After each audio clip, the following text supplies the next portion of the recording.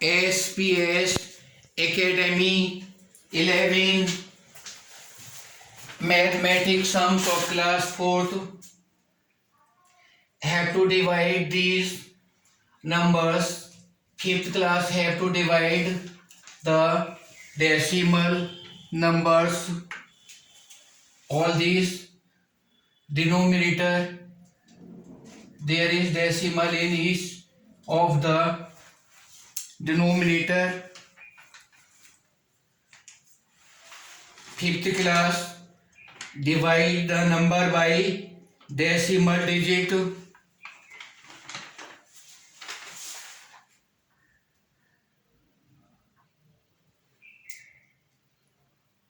Divisor is decimal one place, and 6th class have to also divide the numbers by the decimal places. 7th class divide the number decimal, and 8th class divide the algebraical numbers. All these numbers divide by x minus 2. Find the area of sector and area of the segment. Segment area, angle is given 30 degree and the radius is 42 centimeter. In all these questions have to find the area of the segment and sector. In science, write the function of heart, draw Levy diagram. What is the function of left auricle? What is function of left ventricle? What is function of right auricle? What is function of right ventricle? What is the function of pulmonary vein? What is function of pulmonary artery? What is aorta? What is vena cava? What is septum? All these have to write whole description of heart and function of the heart. All these classes have to do the function of heart. Levy diagram very neatly and clearly. As I told you many times that if we follow the preach of Lord Shri Krishna, then our sacrament in the students will be very nice. Therefore we have to follow whatever Lord Krishna has said in the Bhagavad Gita. I have told you 3 chapters. Now 4 chapters. I am repeating 4 chapters. You have to write the answers in Hindi and English. Whatever I will ask you. इसके उपरांत श्री कृष्ण महाराज बोले, हे अर्जुन, मैंने इस अविनाशी योग को कल की आदि में सूर्य के प्रति कहा और सूर्य ने अपने पुत्र मनु के प्रति कहा और मनु ने अपने पुत्र राजा इक्ष्वाकु के प्रति कहा। इस प्रकार परंपरा से प्राप्त हुए इस योग को राजर्षियों ने जाना, परंतु हे अर्जुन, यह योग बहुत काल से इस पृथ्वी लोक में लोप हो गया था। यह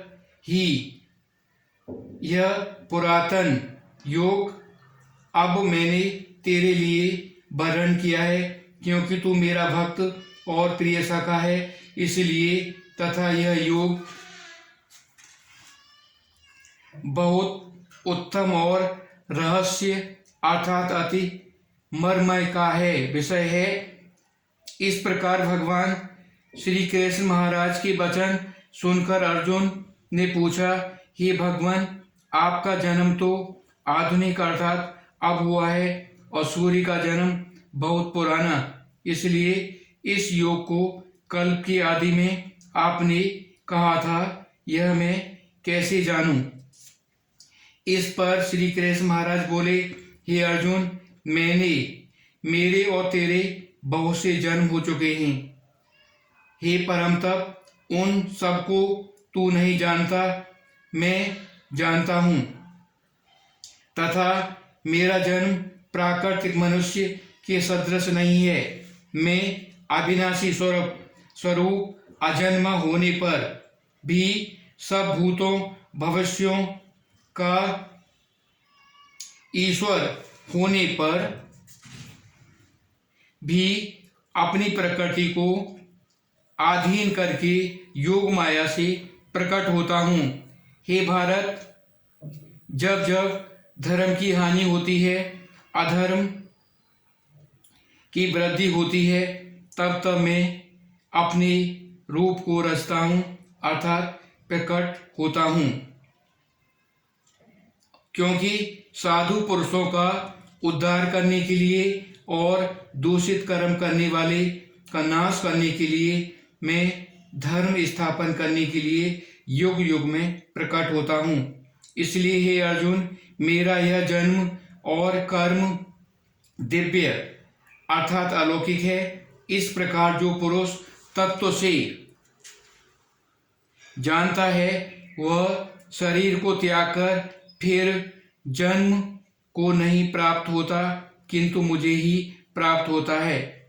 और ये अर्जुन, पहले भी राग भय और क्रोध से रहित अनन्य भाव से मेरे में स्थित वाले मेरे शरण हुए बहुत से पुरुष ज्ञान रूप तप से पवित्र हुए मेरे स्वरूप को प्राप्त हो चुके हैं। क्योंकि हे अर्जुन, जो मेरे को जैसे भजते हैं, मैं भी उनको वैसे ही भजता हूँ।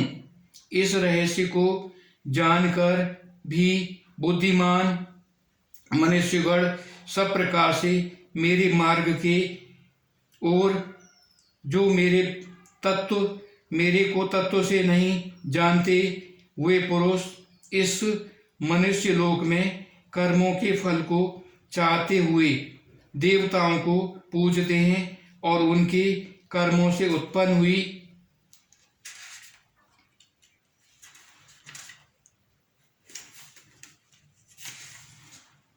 सिद्धि को भी शीघ्र ही प्राप्त कर लेते हैं, परंतु उनको मेरी प्राप्ति नहीं होती। इसलिए मेरे को ही सब प्रकार से भज। तथा हे अर्जुन, गुण और कर्मों के विभाग में ब्राह्मण क्षत्रिय वैश्य और शूद्र मेरे द्वारा रचे हुए उनके कर्ता को भी सुख मुझ अविनाशी परमेश्वर को तू अकर्ता ही जान। क्योंकि कर्मों के फल में तेरी स्पृहा नहीं है, इसलिए मेरे को कर्म लिपायमान नहीं करते। इस प्रकार जो मेरे को तत्व से जानता है, वह भी कर्मों से नहीं बनता है। तथा पहले होने वाले मुमुक्त पुरुष द्वारा भी इस प्रकार जानकर ही कर्म किया गया है। इससे तू भी पूर्वजों द्वारा सदा से किए हुए कर्म को ही कर।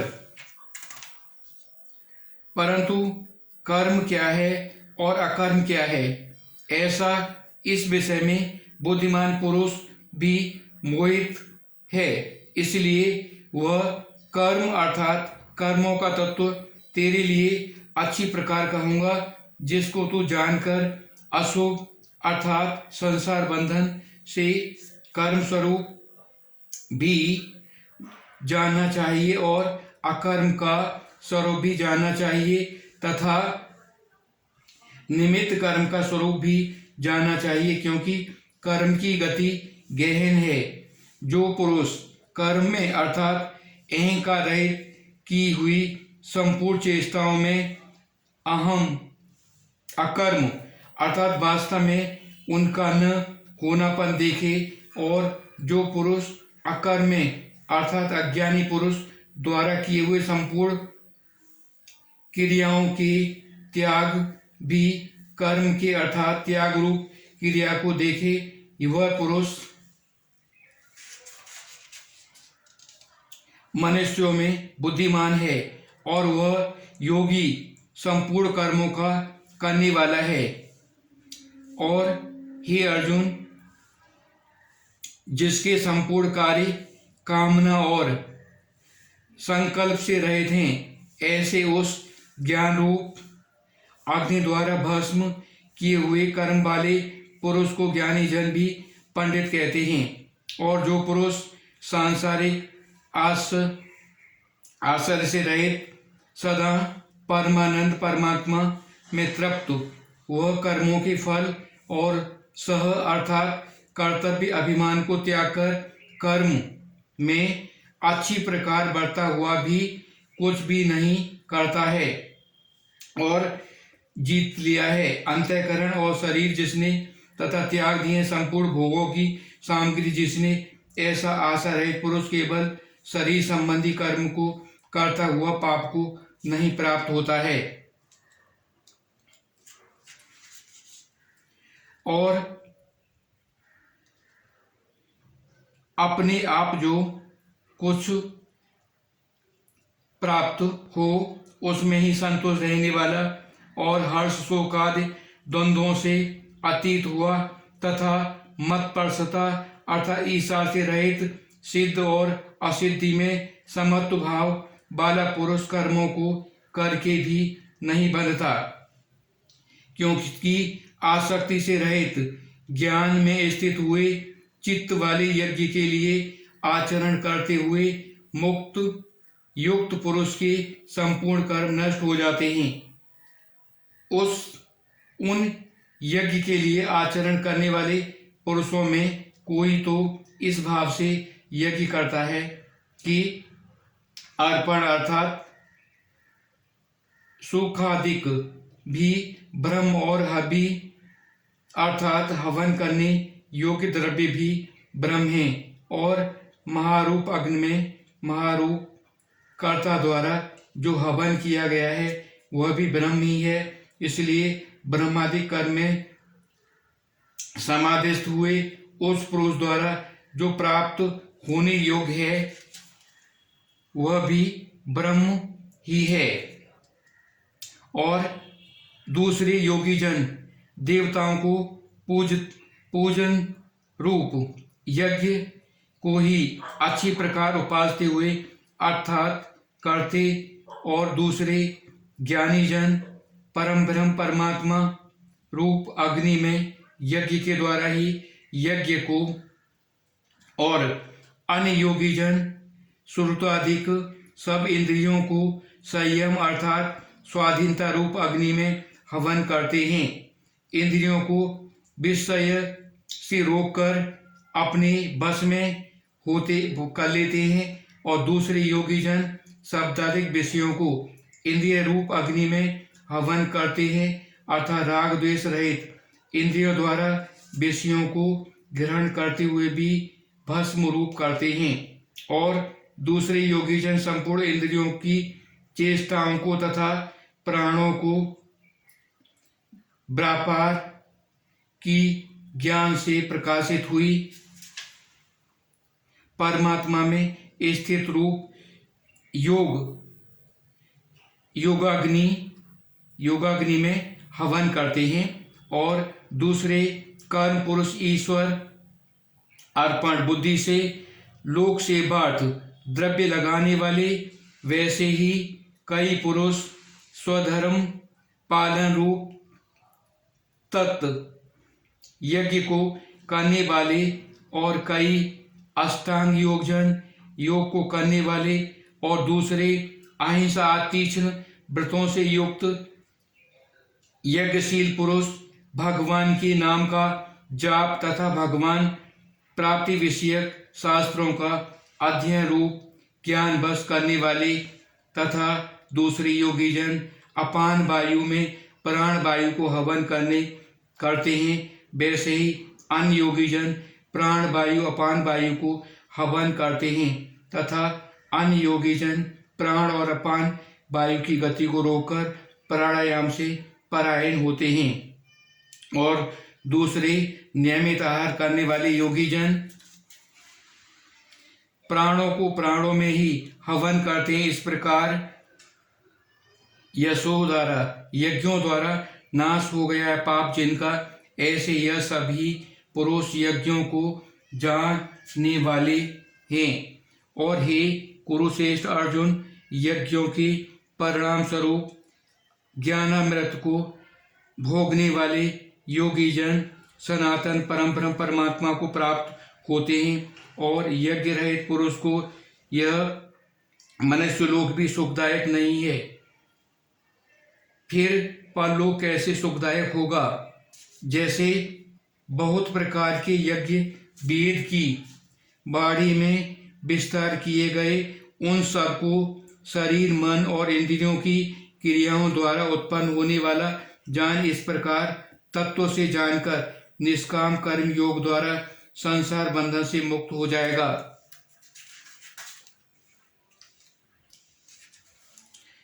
और हे अर्जुन, सांसारिक वस्तुओं से सिद्ध होने वाले यज्ञ से ज्ञान रूप यह सब प्रकार श्रेष्ठ है, क्योंकि हे पार्थ, संपूर्ण यावन मात्र कर्म याग में ज्ञान में श्रेष्ठ होते हैं, अर्थात ज्ञान उनकी पराकाष्ठा है।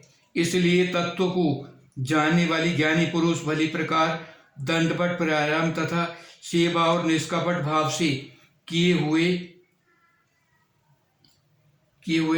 प्रश्न द्वारा उन ज्ञान मर्म को जानने वाले या ज्ञानी जन उसे तुच्छ ज्ञान का उपदेश करेंगे कि जिसको जानकर तू फिर इस प्रकार मोह को नहीं प्राप्त होगा। और हे अर्जुन, जिस ज्ञान के द्वारा सर्वव्यापी अनन्य चेतन वस्तु रूप अपने अंतर्यामी समस्त बुद्धि के आधार संपूर्ण भूतों को देखेगा और उसके उपरांत मेरे अर्थात सच्चिदानंद स्वरूप में एक ही भाव हुआ सच्चिदानंदमय ही देखेगा। और यदि तू सब पापियों से भी अधिक पाप करने वाला है तो भी ज्ञान रूप नौका द्वारा निस्संदेह संपूर्ण पापों को अच्छी प्रकार तर जाएगा। क्योंकि हे अर्जुन, जैसे प्रज्वलित अग्नि ईंधन को भस्मय कर देता है, वैसे ही ज्ञान रूप अग्नि संपूर्ण कर्मों को भस्मय कर देता है। इसलिए इस संसार में ज्ञान के समान पवित्र करने वाला निसंदेह कुछ भी नहीं है। कितनी काल में अपने आप समत्व बुद्धि रूप योग के द्वारा अच्छी प्रकार शुद्धिकरण हुआ पुरुष आत्मा में अनुभव करता है। और ये अर्जुन, जितेंद्रिय तत्पर तथा श्रद्धावान पुरुष ज्ञान को प्राप्त होता है। ज्ञान को प्राप्त होकर लक्षण भगवत प्राप्त रूप परम शांति को प्राप्त हो जाता है। और हे अर्जुन, भगवत विषयक में जानने वाला तथा श्रद्धा रहित और संशय युक्त पुरुष परमात्मा से भ्रष्ट हो जाता है। उसमें भी संशय युक्त पुरुष के लिए न सुख और न यह शोक न परलोक है, अर्थात वह लोक और परलोक दोनों ही उसके लिए भ्रष्ट हो जाते हैं। और हे धनंजय, समत्व बुद्धि रूप योग द्वारा भगवत अर्पण कर दिए हैं संपूर्ण कर्म जिसने ज्ञान द्वारा नष्ट हो गए हैं सब संशय, जिसके ऐसे परमात्मा परम परायण पुरुष को कर्म नहीं बांधते हैं। इससे हे भरतवंशी अर्जुन, तू समत्व बुद्धि योग से स्थिर हो, अज्ञान से उत्पन्न हुए हृदय में स्थित इस अपने संशय को ज्ञान रूप तत्व द्वारा छेदन करके युद्ध करने के लिए खड़ा हो। तद ओम तत्सत् श्रीमद् भगवद गीता ब्रह्म विद्यायाम योग शास्त्रे श्री कृष्ण संवादे ज्ञान योग नाम चतुर्थ अध्याय। भगवान Lord Shri Krishna, Lord Krishna has said, Lord Krishna not said that any person do worship for me, but he have to do the work. If we follow the Lord Krishna's preach, then it is also very nice. There will be behave, make the good characters and also sacrament, good virtues will produce in me in each person. Therefore this is very essential for all that they follow the preach of Lord Krishna in Srimad Bhagavad Gita. I am writing the questions, you have to give the answer of these. Hindi और English में answers लिखो। अध्याय 4 में से सभी संज्ञा शब्दों को छांटकर लिखना है। नंबर 2 सभी सर्वनाम शब्दों को छांटकर लिखो। नंबर 3 सभी विशेषण शब्दों को छांटकर लिखो। सभी संबोधन शब्दों को छांटकर लिखो। और अध्याय 4 में भगवान श्री कृष्ण ने क्या कहा है संक्षिप्त में लिखना है। हिंदी में English, choose all noun words from the 5 chapters said by Lord Shri Krishna. Choose all pronoun words, choose all adjective words, choose all interjection word. What has Lord Krishna said in 4th chapter in Bhagavad Gita? This is we have to. This is like you must regard this is unseen passage. You have to choose, you have to understand, you have to listen the paragraph these very nicely again and again, and whatever Lord Krishna has said in chapter 4 you have to write. First, good listeners are able to best understand, and good listeners can be best speaker. Therefore we have to first listen. This is divine knowledge. We have to be attention about this very much, not ignore.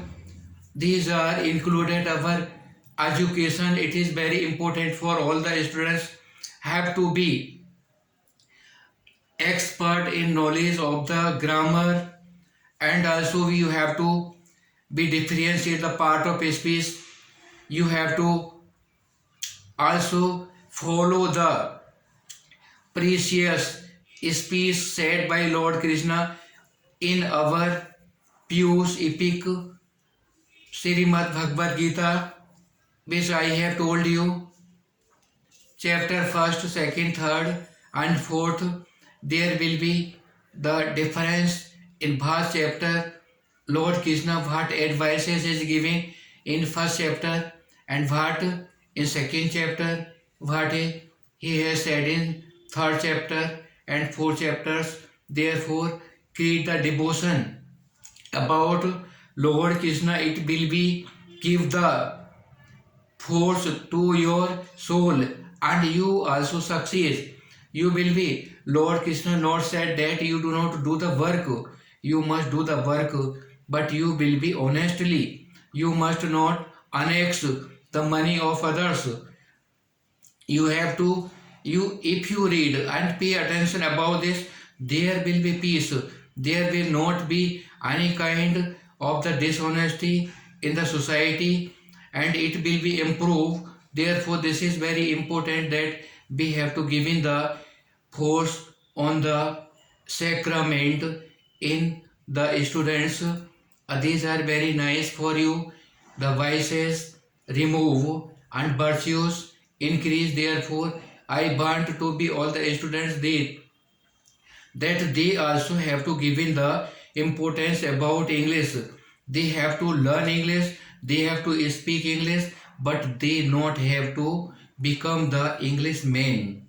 This is, we have to learn our culture. We have to learn our culture, what is our tradition, and what is our, we have not forget our pure epics like Ramayana or Bhagavad Gita. We have to attention about reading these, and when we are reading, we are seeing our thoughts will increase about this. Our thoughts are very important. Whatever we are thinking, whatever we are hearing, we do. Therefore, think. Thought is very important. In the morning, when we hear, when we remember Lord Rama's, Lord Krishna's thought, then we do good work, and our day will pass very nicely, and we are hearing bad things, biases, then thoughts will create biases, and we will be bad men become. Therefore, I advise you that you have to learn English, you have to speak English, but you have not to become the Englishman. You have to learn your culture, you have to give in the importance about your pure epics, Srimad Bhagavad Gita and Ramayana. This I advise my students.